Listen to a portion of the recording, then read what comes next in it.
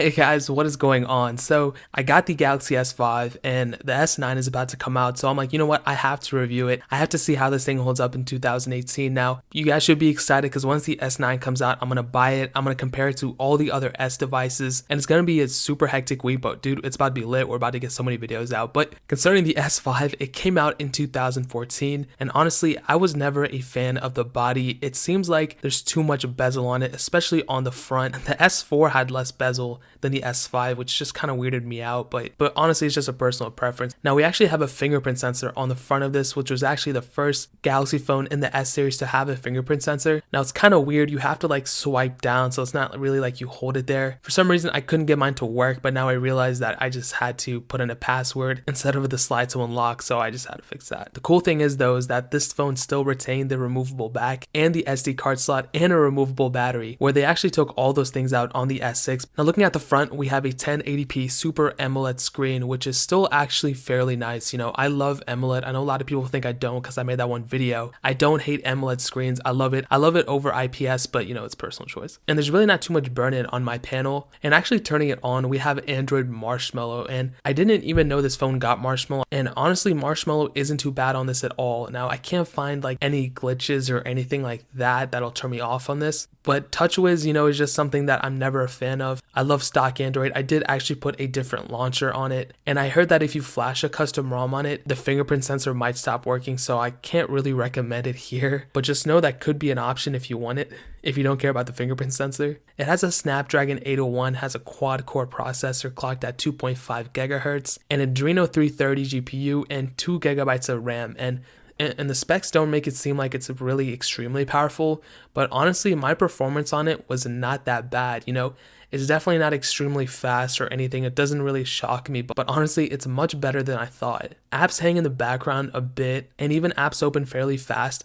Really, the only downside is the TouchWiz, like I talked about. I really don't like it. And I know TouchWiz isn't that bad now. You know, they kind of cleaned it out a little bit, but on this thing, it's something else. Like, I don't like TouchWiz on this at all. Gaming is also surprising. So casual games run okay as expected, you know, Pew Pew, Temple Run, all that stuff, but heavier games are a little weird. And when I mean weird, it's just like kind of, I don't really know how to put it. Like for example, Real Racing 3 plays, right? I could play it, but there are obvious glitches, frames and stuff like that. I mean, it's nothing insane. It's definitely playable, but it's noticeably a bit glitchy. So it's like a weird way to put it. And you can see from the screen that it kind of hangs here and there, but it still plays through. Like, it's just weird. I would rate overall performance probably like a 6.5 out of 10, maybe a 7 out of 10. Now the cameras are actually pretty surprising as well. There's a 16 megapixel camera on the back, which is pretty decent still, you know. There's a lot of megapixels in it, and surprisingly the camera shoots almost 4K. It's a little bit less than 4K, actual 4K, but literally like it's almost there, like it's not a big difference. And for almost a 4-year-old phone, it's definitely not bad. Is it better than the 16 megapixel cameras we have now in 2018, 2017? No, probably not. And surprisingly enough, I would say that the iPhone 6 camera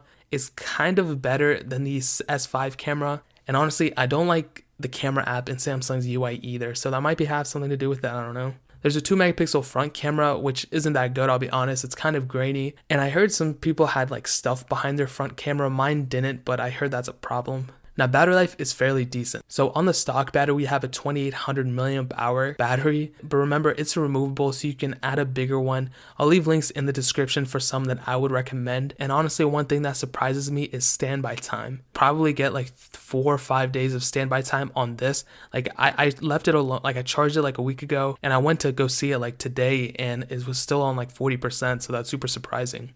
But on my usage, I could probably get a full day out of it. Maybe I would have to charge it towards the end of the day, but I mean, it's not that bad. So is the Galaxy S5 still worth it in 2018? I would say yes. You know, it's a little bit outdated in terms of updates, and TouchWiz is kind of like, you know, beauty in the eye of the beholder because it's ugly to me, but it might not be that bad to you. But honestly, it's not a bad choice. They're not that expensive. I'm not a fan of the body, but literally, like I said, everything else seems to be pretty decent. You know, it's a pretty decent mid-range phone, you know, especially as a trap phone if you want to take it somewhere for a weekend or something. It's not a bad choice at all. And guys, that is pretty much it.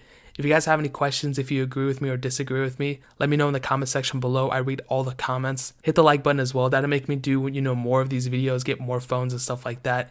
If you want to see me to review a different device, leave that in the comment section. I might actually get it. Hit the subscribe button too, dude. We are close to 30,000 right now. I can't wait to hit it. I'm about to do a giveaway when we hit that, so stay tuned for that. Check the links out in the description as well. I leave stuff that's relevant to me, but more importantly than everything else, I love every single one of you guys, and hopefully I'll catch you guys in the next video. Peace out till then.